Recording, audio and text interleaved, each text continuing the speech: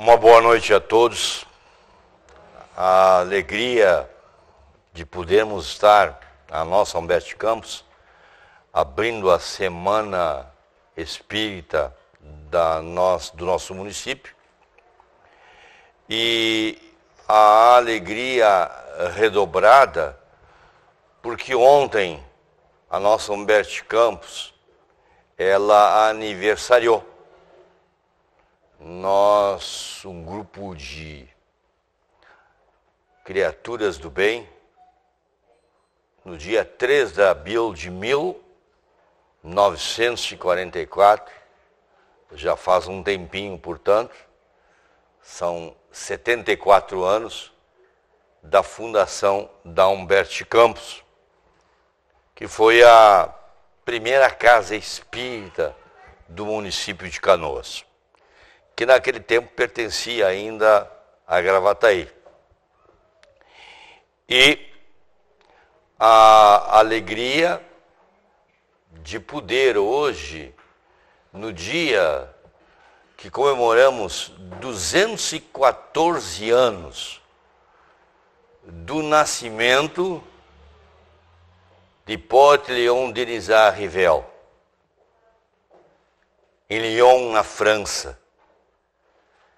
Aquele que 50 anos após o seu nascimento estaria preparado para começar a organizar a sua tarefa primeira quando retornou à nossa dimensão mais densa, nossa dimensão corporal. É a data do nascimento de Kardec, o Hippolyte Léon Denisard Rivel.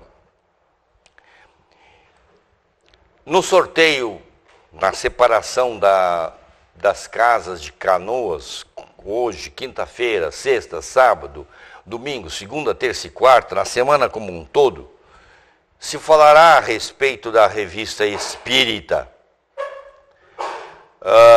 E coube para nós dar uma ênfase no ano de 1860.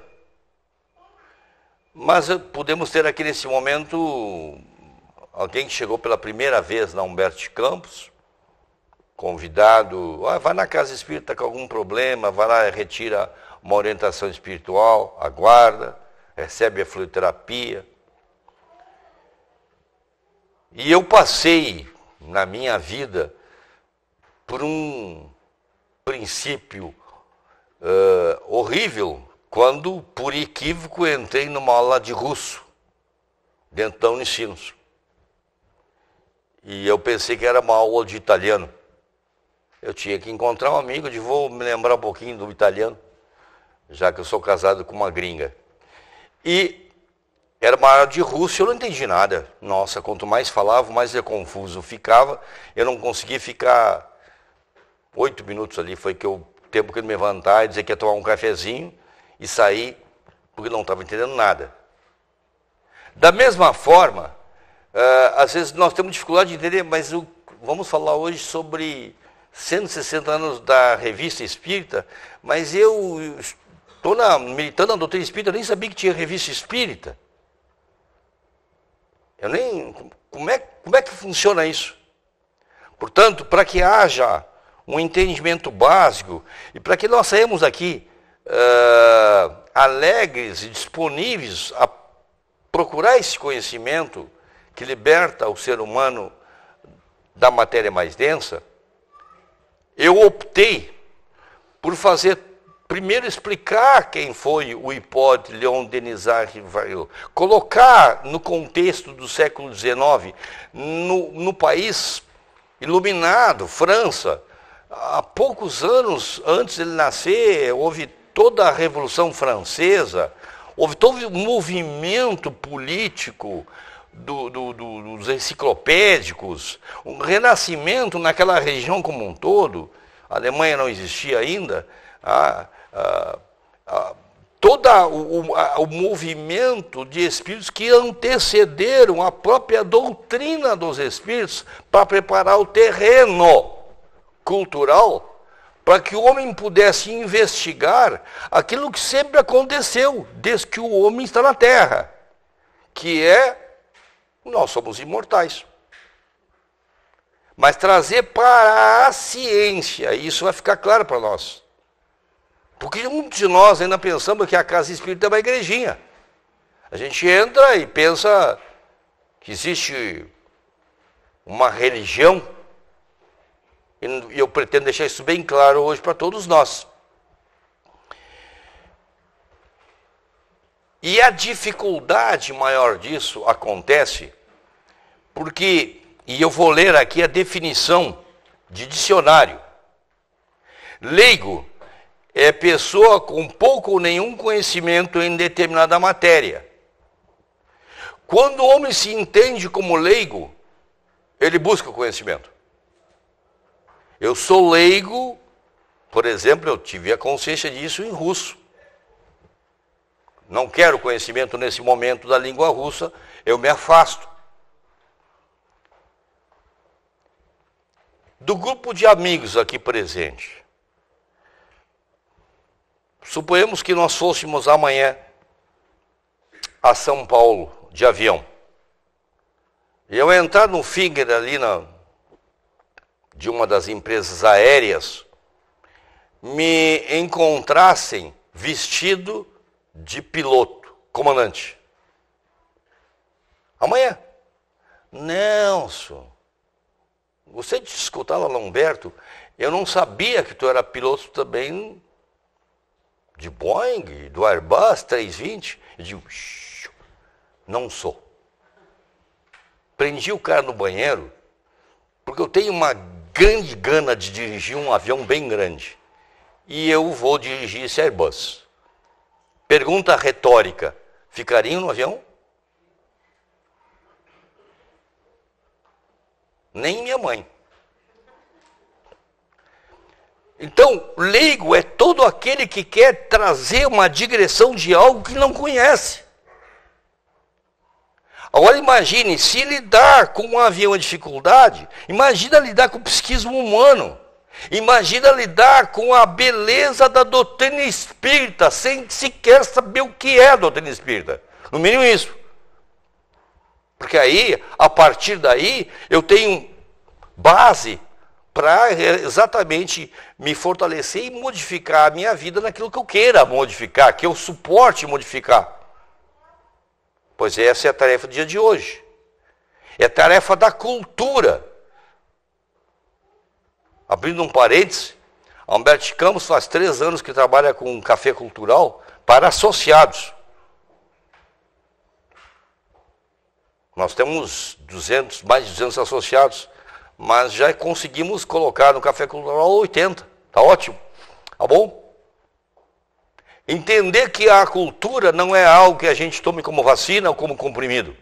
Que é algo que se estabelece a partir do momento que o ser humano busca e retém esse conhecimento.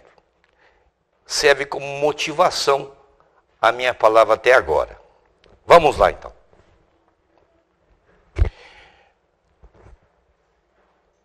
Bem próximo da França, eu vou ser genérico, porque se eu fosse entrar em detalhe, amanhã eu estaria conversando aqui com os amigos. Nós temos 50 minutos. Então, genérico para chegar no ponto. Bem próximo da França,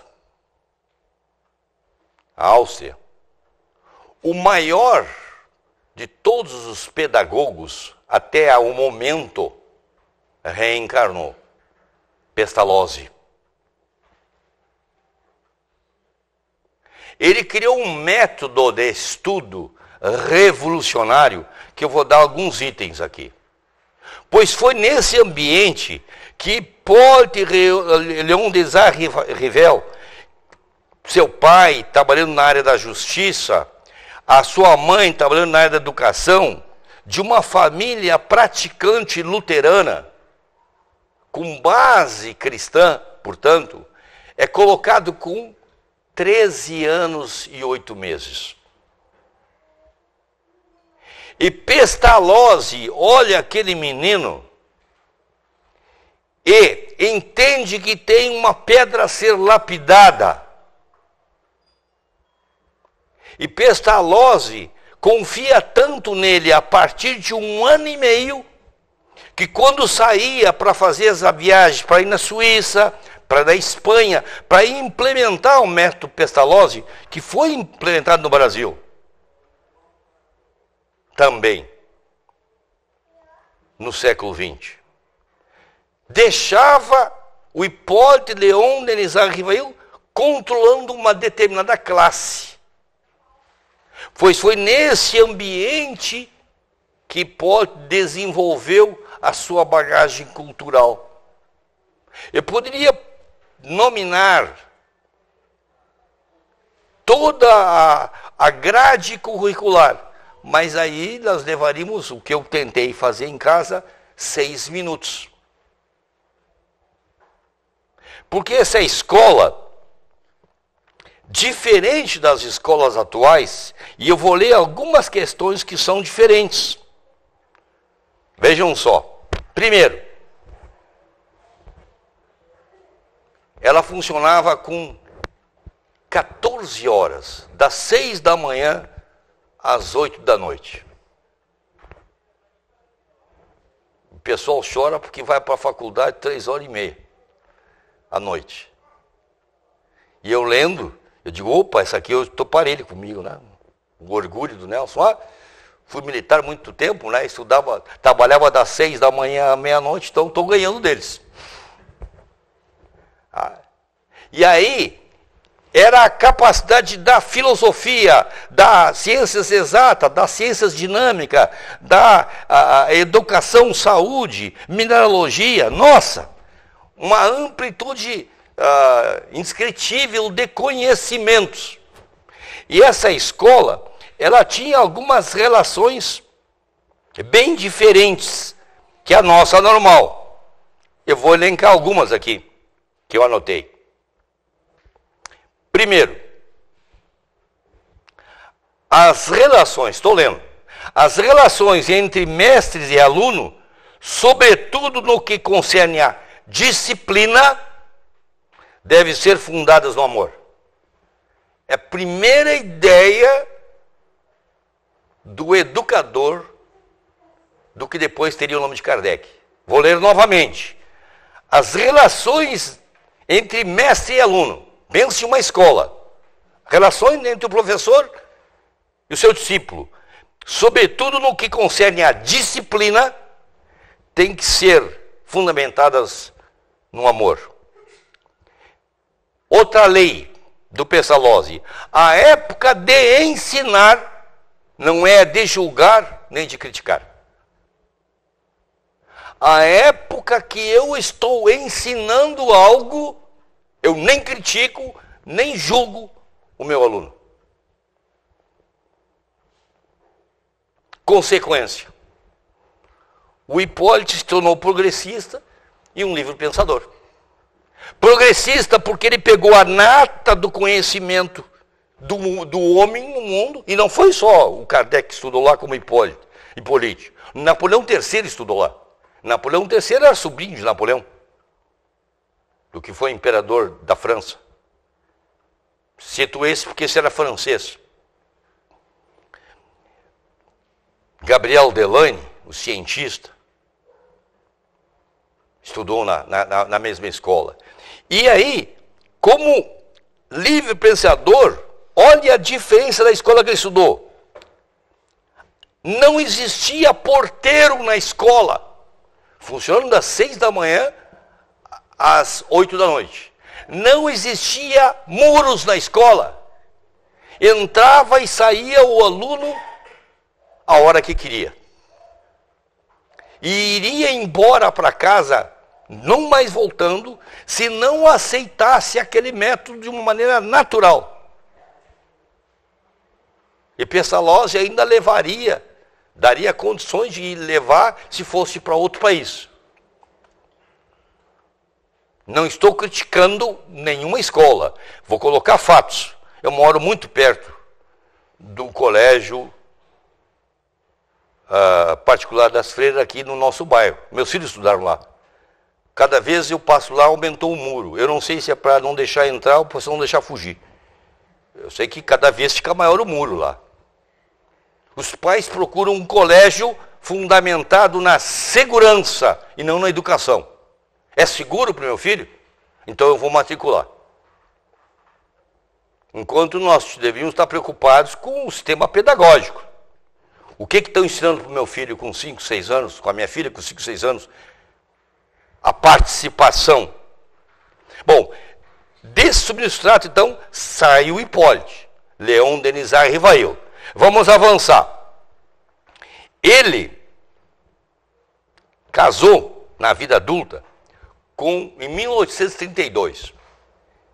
Ele casou, então, 32 menos 4, com 28 anos, com uma professora. Não podia ser, né? De outra maneira, com uma professora, a Madame Baudet. Ela era 9 anos mais velha que ele, o que dizia que existia amor e que não existia nenhum tipo de preconceito da parte de idade. E um detalhe, ela desencarnou 26 anos depois dele. Ou seja, ela defendeu a doutrina espírita quando ninguém mais defendia a doutrina espírita, quando ela foi processada nos últimos 20 anos do século XIX, pelas confusões que aconteceram depois da Guerra Prussiana. Mas isso é matéria para outro dia de estudo. Ou seja, ele deu aula de matemática, ele foi tradutor de alemão, de italiano, de francês, de espanhol. Ele deu aula para as crianças, para os jovens pobres, profissionalizante, durante 5 anos, de 1935 a 1940. Ele ganhou muito dinheiro como tradutor e perdeu tudo, porque emprestou por um grande amigo que passou a perna nele. Quando alguém passa a perna em mim, eu penso, passou a perna no Kardec, que ela te consola. Quem não, né? Quem não já foi tirar o chão? E quando chega 1854, ele com 50 anos, um magnetizador, e ele estudava magnetismo já na época, há quase 30 anos, porque ele estudou magnetismo durante 31 anos. Rapidamente, magnetismo é aquilo que entrou na ciência do final do século XIX, XX, com o nome de hipnose. Ele que estudou o magnetismo por 31 anos, pega um magnetista, aquele que estuda o magnetismo, não um magnetizador, e convida-o para, em 1854, ir na casa de uma senhora, porque as mesas caminhavam, saltavam, pulavam, giravam. Ele disse, bom, eu conheço o magnetismo, isso é possível. Eu disse, não, mas elas dão resposta. Para! Não é possível. Tu vai ter que me provar que uma mesa pensa, que uma mesa tem nervos para poder eu entender isso. Então ele foi cepticamente, ele foi de uma maneira totalmente de olhar do que ele era. E aí eu paro para perguntar, o que se tinha transformado o Hipólito durante esse tempo todo? Um político? Tinha se transformado num religioso? Tinha se tornado um filósofo? Não, gente. Ele tinha se tornado um cientista. É essa profissão, se naquele tempo se declarasse imposto de renda. Profissão cientista. Aquele que estuda a fenomenologia de um determinado acontecimento e busca, a partir daí, trazer a lume, trazer ao estudo. E ele, como cientista, faz a primeira pergunta inteligente na época, porque se reunia em torno das mesas para se perguntar a mesma coisa que se pergunta atualmente quando alguém vai dar a mão para alguém ler. vai aparecer uma loira na minha vida? Eu vou ganhar uma fortuna? Meu filho vai ficar empregado? Coisas assim. Ou seja, coisas do cotidiano. E tudo isso que acontecia regado com muito vinho, muito xerez. Ou seja, não se levava a sério. Já que a fenologia vai começar quase 100 anos antes nos Estados Unidos, até chegar na Europa. Né? Estourar nos Estados Unidos em 1848 e na Europa chegar por volta de 10 anos após. Bom, e ele vai perguntar, eu posso fazer uma pergunta? Sim. Quem são vocês? O espírito, usando a mediunidade de caráter físico da escrita automatizada, um lápis na ponta de uma prancheta com 2 apoios, num triângulo, responde. Até que, enfim, disse exatamente essa palavra. Até que, enfim. E responde, nós somos espíritos. Ou seja, ninguém criou os espíritos.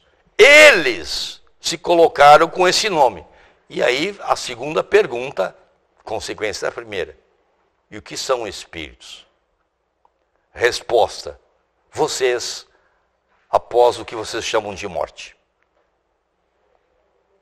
Então, quantas vezes eu já vi na cátedra, porque meu espírito, eu não tenho espírito, eu sou o espírito. O que eu tenho é um corpo, que conforme o livro dos Espíritos, é simplesmente uma matéria que apodrece. Para não apodrecer tão rapidamente, nós temos um fenômeno no nosso corpo que chama-se em biologia mitose. Vamos substituindo, o envelhecimento, porque começa a substituir mais devagar, o telômero diminui, e aí a gente começa a desidratar e se afastar das pontas dos pés. Velhice. A partir daí, ele vai fazer todo o arcabouço, e eu anotei aqui, na ordem, ele vai construir, em 3 anos de pesquisa, vai receber mais ou menos 50 cadernos, vai organizar aquilo que foi perguntado, e vai lançar a primeira edição do Livro dos Espíritos, com apenas 501 questões, porque a edição final era de 1860, começa em 57. Ele faz a segunda edição, essa que nós conhecemos. Esta. Com 1019 questões e mais questões dentro de outras questões, porque tem uma não numerada. A partir daí ele faz o Pentateuco. Eu não vou me deter nisso, mas ele vai trabalhar na ordem. O Livro dos Espíritos. Logo depois, ele vai construir um livreto em 1859, que nós espíritas, de uma maneira geral, no movimento do Brasil, por um motivo que não tem uma resposta precisa, normalmente não estudamos na casa espírita. E olha só como é tão óbvio que ele teria que ser o primeiro livro depois dos Espíritos. O nome do livro: O que é o Espiritismo? E eu vou usar 8 minutos para falar sobre isso. Se eu quero saber algo, eu tenho que perguntar. Tá, mas o que é isso? Pois ele pensou isso. E ele lança um livro, O que é o Espiritismo? E ele faz pergunta e resposta, se conversando informalmente com 3 tipos de seres humanos. Um religioso, um filosófico e um debochado, um cético. Perguntas e respostas. E aí, porque a gente não lê, entra naquilo que eu li no começo, o leigo. Eu construo todo um castelo no ar. E não me fundamento numa base direta para poder o meu avião levantar. Porque o método que ele vai usar, ele vai dizer assim, observar, comparar e julgar. Método Pestalozzi. Agora um segredo para nós. os mais idosos aqui. Quem foi ginasiano estudou a matemática pelo método Pestalozzi. Por isso, quem tem um pai ginasiano teve um professor de matemática em casa. Por isso que os militares, aeronáutica, marinha, exército, são tão bons na matemática. Porque o método utilizado nas Forças Armadas, até agora ainda é o método Pestalozzi das ciências exatas. Não tem marcar X. Não tem escolha alternativa correta A, B, C, D, E, F. Tu vai desenvolver e vai mostrar por quê. E aí tu vai compreender. E compreendendo vai aplicar. Ele usava esse método. Bom, quando ele começa a escrever o que é o Espiritismo, é porque tinha estourado só em Lyon, onde ele nasceu, tinham sido fundados 42 centros espíritas. 42 centros espíritas. E diferente do nosso país, só tinha homem. Por que será, né? Só tinha um jeito de falar, gente, que significa que a grande maioria era homem. Por que será? Eu brinco muito no movimento espírita, eu digo, se as mulheres desistiam do ter espírita, fecha as casas espíritas do Brasil todo. Porque elas são as rainhas. Porque elas não ficam no discurso bonitinho e depois pega a sua pastinha e vai embora. Elas botam em prática na lei do amor e também no dia a dia, dura a nação. A maioria de nós, homens, somos muito frágeis ainda. Ainda bem que não somos todos. E quando Kardec vai desencarnar, logo depois começa a guerra prussiana, se pega os homens, se joga em combate, e aí fechou as casas espíritas em Lyon. Bom, mas ele notando aquele arcabouço, recebendo documentos de conversa com os espíritos da França, da Espanha, do México, depois de 60 do Brasil, ele pensa, nossa, o Mano falou quando abriu o trabalho para nós, eu tenho que criar um plano piloto, eu tenho que arrumar uma maneira de organizar isso e deixar bem claro. E aí, no dia 1º de janeiro de 1858, ele cria a Revista Espírita. Revista Espírita de Estudos Psicológicos, vou dizer de novo, de estudos psicológicos.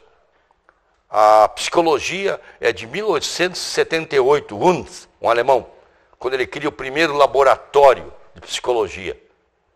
Então, a doutrina espírita chega como estudos da psicologia em 1858. 16 anos antes. Como ciência psicológica. Porque ele precisava reunir para debate aquilo que estava chegando. A primeira vez que ele vai lançar, no dia 1º de janeiro, ele lança a revista com 36 páginas. Ali, ele pergunta, ele recebe informações, as pessoas trazem informações, olha, aconteceu tal fenomenologia, por que será que não? Existe toda... não, eu não concordo com isso, eu concordo com aquilo. Ele faz todo um plano piloto, porque ele era um livre pensador.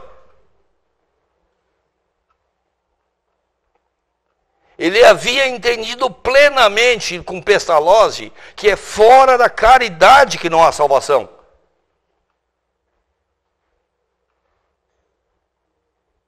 Que não havia nada de errado. Terça-feira, hoje é quinta, terça-feira, 0h, saiu o prêmio Nobel na medicina por um canadense e um chinês. Aí uma amiga disse, Nelson, que coisa incrível, um canadense e um chinês pesquisar a mesma coisa. Eu digo, mas é claro, eles se conversam. Eles se conversam pelos meios eletrônicos. Como assim? Sim, um cientista, ele divulga a pesquisa dele. Ele joga em revistas internacionais de ciência. Ele não esconde nada. Aquilo, conforme vai aparecendo, ele vai mostrando. Como teoria, como possibilidade. E outro continua pesquisando. E outro continua pesquisando. Diferente de religiões que se fecham e que ou tu acredita ou cai fora. Essa é a diferença da fé cega, da fé que sabe, da fé raciocinante, da fé que busca a divulgação, daquele que disse em público, o Hippolyte, que vai usar o nome de Allan Kardec exclusivamente para não misturar a obra dele com a obra que era gratuita. Ele disse, a doutrina espírita, naquilo que a ciência comprovar que está errada, inadequada, ela se reorganiza, porque o nosso compromisso é com a verdade. Tu não concordas comigo, e eu tenho uma opinião, tem outra. Se tu estiver com a verdade, um dia eu vou concordar contigo. Se eu estiver com a verdade, um dia tu concorda comigo. Continuamos amigos. É isso que faz um livre pensador. Um livre pensador não se mete nas crenças dos outros. Quando nós entramos aqui, as gurias que estavam lá na frente e os nossos amigos, ninguém perguntou se nós éramos espíritas. Seja bem-vindo. Foi a única coisa que foi dito, é isso. Seja bem-vindo.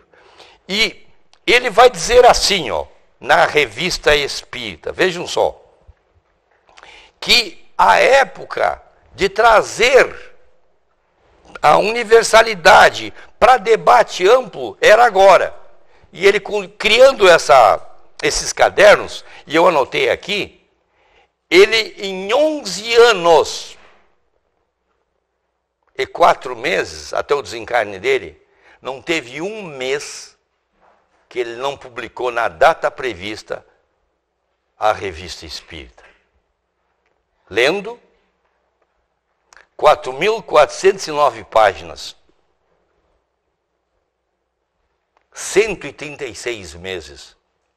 E com um detalhe, ele desencarna 31 de março de 1969, ele tem uma apoplexia, ele tem um derrame, e já estava no prelo a edição que saiu em 1º de abril de 1809, já estava pronta. Não teve chilique.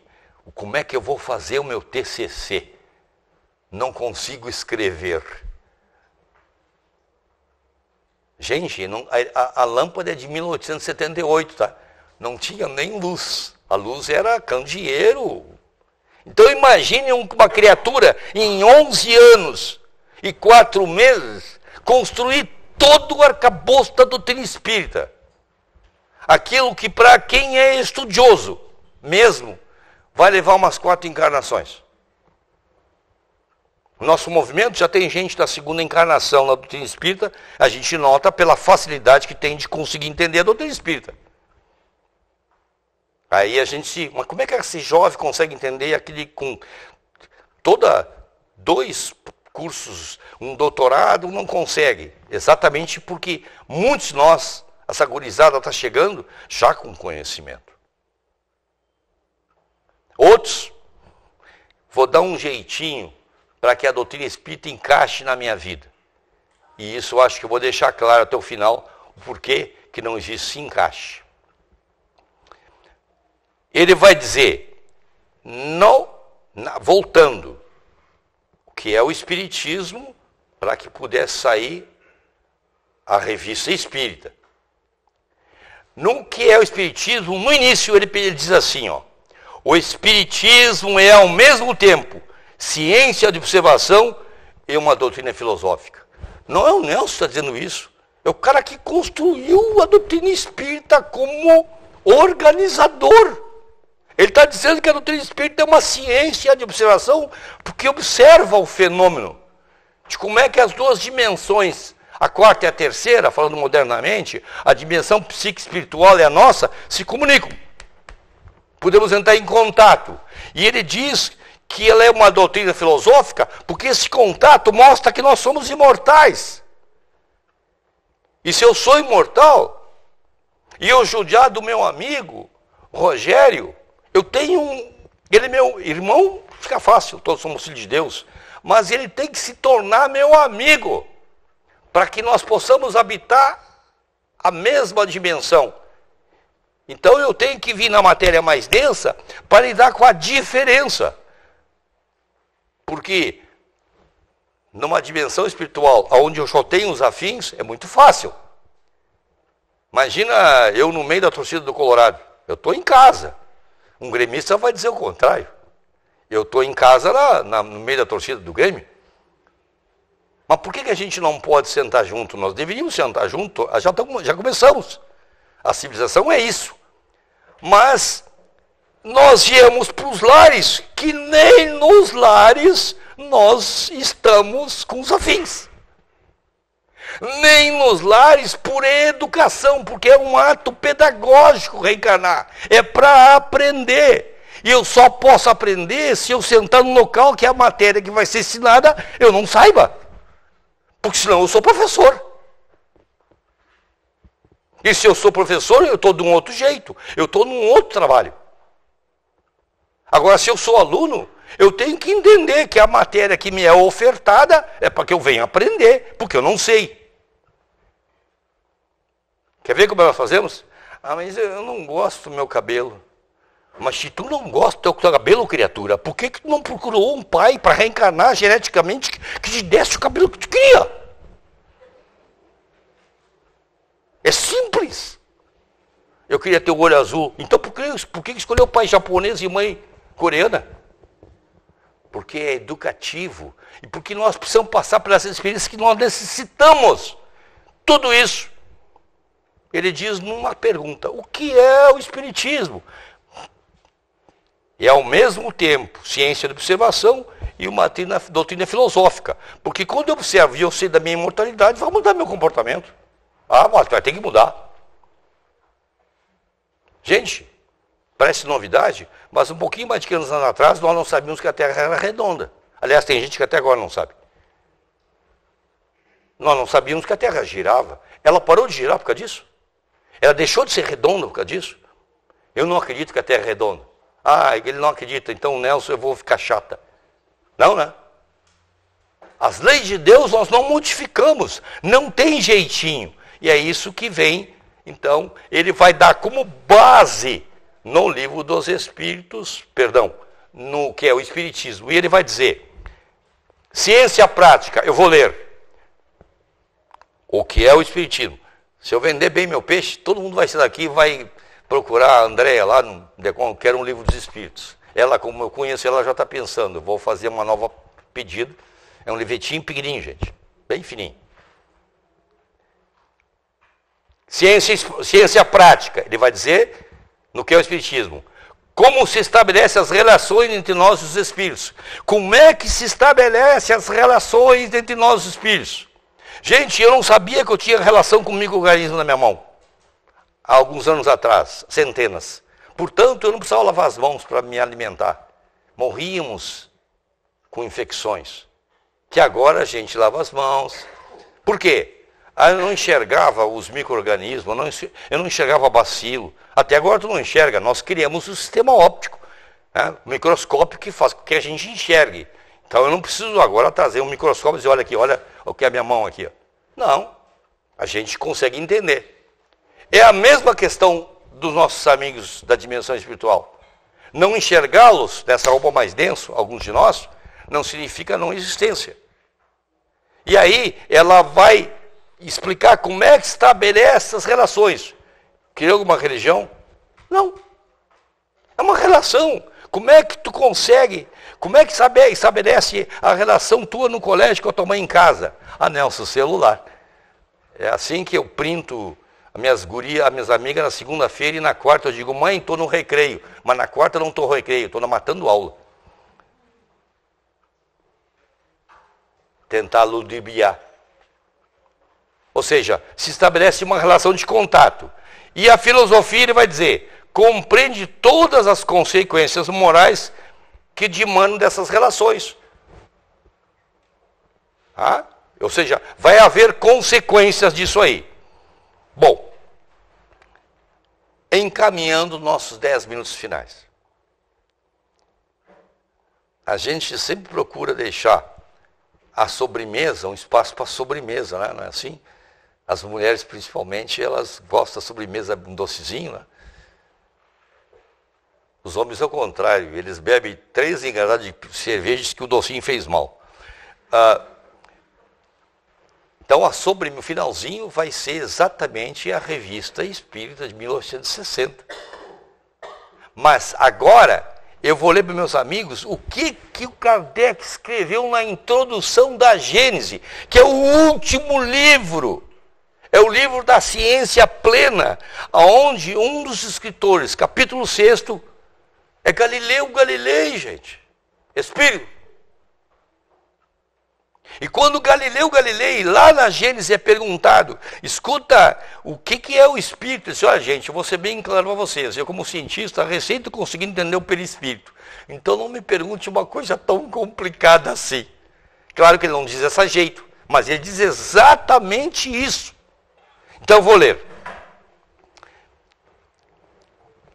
2 elementos, ou se quiserem, 2 forças, regem o universo. 2 elementos ou 2 forças regem o universo. O elemento espiritual e o elemento material. Então ele diz que tem 2 forças que regem o universo. O elemento espiritual e o elemento material. Continuando. Da ação simultânea, ao mesmo tempo, desses 2 princípios, nascem fenômenos especiais que se tornam naturalmente inexplicáveis. Não tem explicação, desde que se abstraia de um do outro. Então, se eu abstrair do espírito a matéria, ou se eu tirar da matéria o espírito, não tem como estudar, não tem explicação. Quem é que nasceu primeiro, o ovo ou a galinha? Deus criou primeiro a matéria ou o espírito? Porque nós não temos uma compreensão, um entendimento de que vem a ser ao mesmo tempo. E aí ele termina, nossa, porque isso é a escrita do Kardec na introdução, de uma maneira belíssima. Ele diz assim, ó, se eu abstraísse de um dos seus elementos constituintes o oxigênio ou o hidrogênio, não existiria água. Nossa, não tem nada mais claro. A água só existe porque na composição correta tem o hidrogênio e tem o oxigênio. Se eu abstrair e conseguisse separar o hidrogênio do oxigênio, não tem água. Me dá um saquinho de hidrogênio aqui, um saquinho de oxigênio aqui, vou misturar num copo, vou tomar água. Não funciona assim, gente. Então, para olharmos o ser psíquico, nós, na dimensão espiritual, tem que parar com essa maneira inadequada de achar que nós não temos mais matéria. Nós temos uma matéria em outra dimensão. E ontem, em nosso estudo, as meninas estavam meio confusas por causa disso. Por causa que as pessoas não conseguem entender que essas criaturas estão aqui conosco, os espíritos, eles só estão numa outra dimensão, que é por isso que eu não enxergo-os. Mas eles têm corpo na dimensão deles. Eles constroem instrumentos na dimensão deles, porque não é nossa. Então, quando eu tiro essa túnica, pelo fenômeno que as pessoas chamam de morte, e que ninguém escapa, eu não deixo de existir. Eu deixo de estar Nelson, porque eu não sou o Nelson. Eu sou um ser psíquico em evolução, que nesse momento tenho a roupa masculina, os pais que eu tive, para passar pelas experiências que eu estou passando, com a identidade de Nelson. Porque quando o Nelson vai para um trabalho, porque ele vai ser, por exemplo, caixa de um supermercado, ele não é o caixa, aquilo lá é o trabalho dele, ele é um ser maior. Então todos nós, voltando à dimensão espiritual, continuando sendo o que somos. Quando eu for lá para cima, em cima de quê, criatura? O universo não tem fim. O inferno lá embaixo, embaixo aonde? Inferno e céu é dentro do nosso psiquismo. É aquilo que eu alimento mais. É a organização do meu pensamento. Somente isso. É tão difícil assim dizer isso para nós.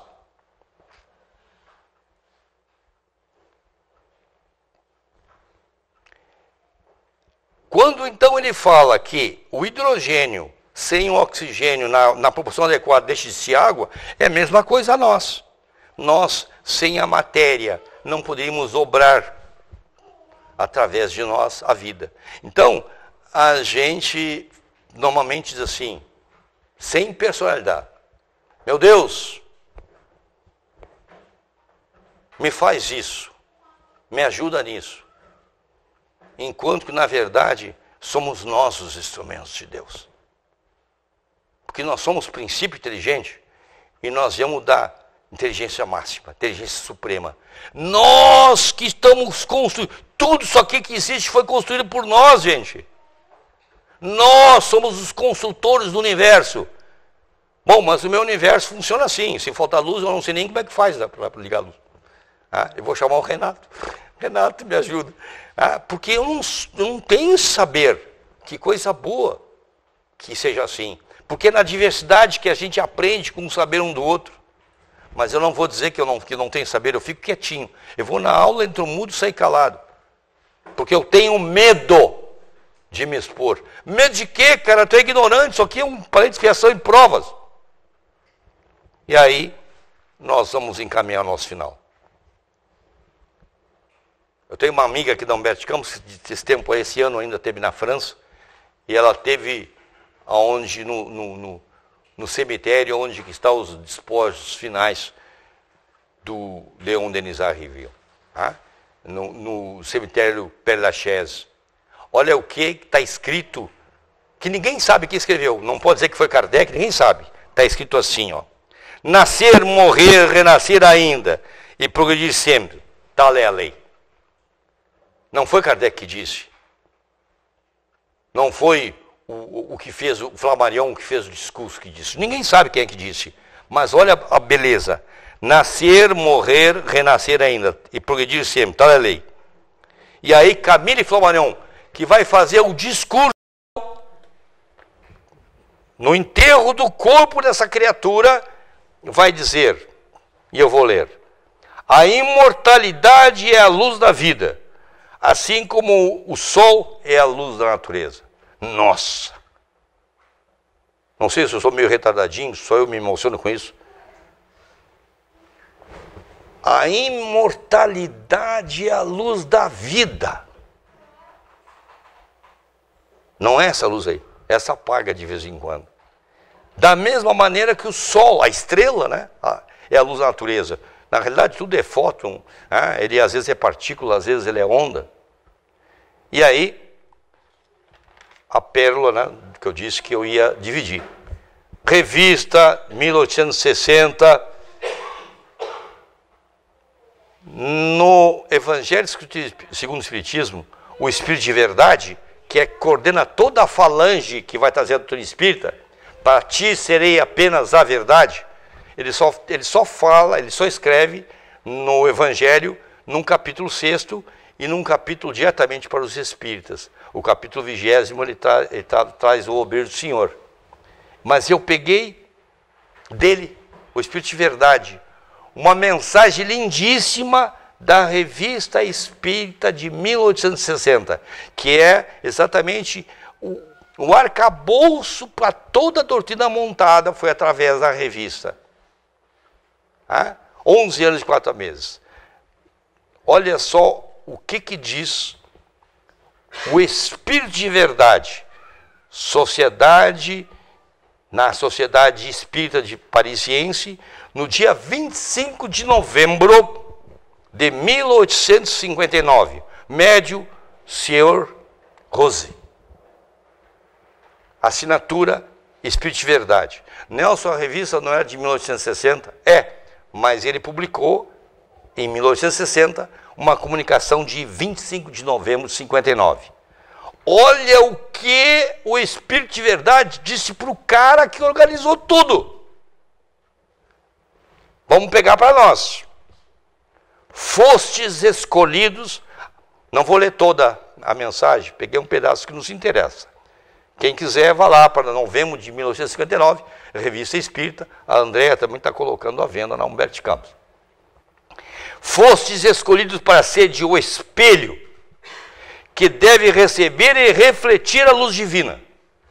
fostes escolhido, que para como espelho receber e refletir a luz divina, que deve iluminar a terra, até então mergulhada nas trevas da ignorância e da mentira.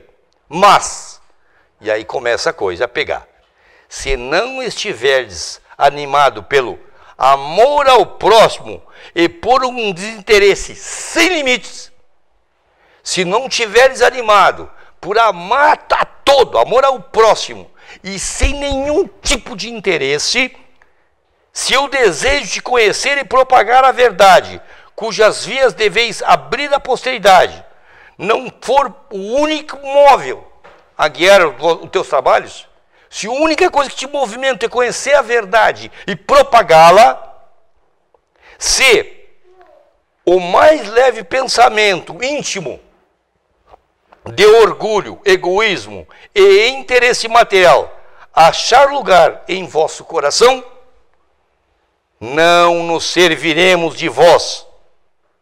Não nos serviremos de vós, senão como um artífice que provisoriamente emprega uma ferramenta defeituosa.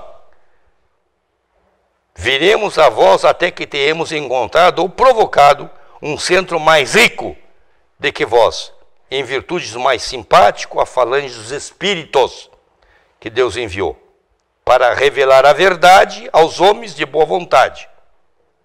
Ou seja, vou me servir de ti, diz o Espírito de verdade. Nossa falange, enquanto a gente não conhece, não consegue, não descobre uma ferramenta melhor. Porque se tu quer continuar sendo a ferramenta, desinteresse absoluto, amor absoluto e trabalho absoluto. E ele termina, pensai nisso seriamente. Descei o vosso coração, sondai os mais íntimos reforços da tua alma, e expulsai com energia as más paixões, que te afastam, a não ser assim, retirai-vos antes de te comprometer dos trabalhos de vossos irmãos, pela vossa presença ou a dos espíritos que tereis convosco. Ele diz, cara, senão tu está atrapalhando. Então, ao menos não atrapalhe. Isso é um código de conduta. Porque não é para a casa espírita. Isso é um código de conduta para a nossa vida. Amor incondicional não significa ser um mané que vai aceitar tudo de quem quer que seja. Amor incondicional é não jogar as pessoas. É entendê-las no estágio evolutivo que elas estão. Porque cada um de nós aqui tem uma concepção de Deus de acordo com o nosso estágio evolutivo. E a gente não pode agredir o outro com a luz que por acaso vem a ofuscar o coração. O Espírito de Verdade diz isso no mês de abril de 1860. Uma comunicação que chegou em novembro de 59, o que mostra o estudo de Kardec, que levou 5 meses para botar uma orientação do Espírito de Verdade para o povo ler. Espero ter desenvolvido em todos nós, nesse momento de cultura, a grandiosidade da obra espírita. E cada dia que aqueles da doutrina espírita aqui presentes, os meus amigos, grandes amigos que temos, os com mais idade, que tiver vontade de ficar na cama um pouquinho mais de tempo, por se sentir cansado, que diga assim, um dia eu não vou me levantar nesta hora, um dia eu vou me dar o direito de ser preguiçoso, um dia. Mas aí levanta e diz, mas hoje não é o dia, hoje é o dia do trabalho. Muita paz para todos nós.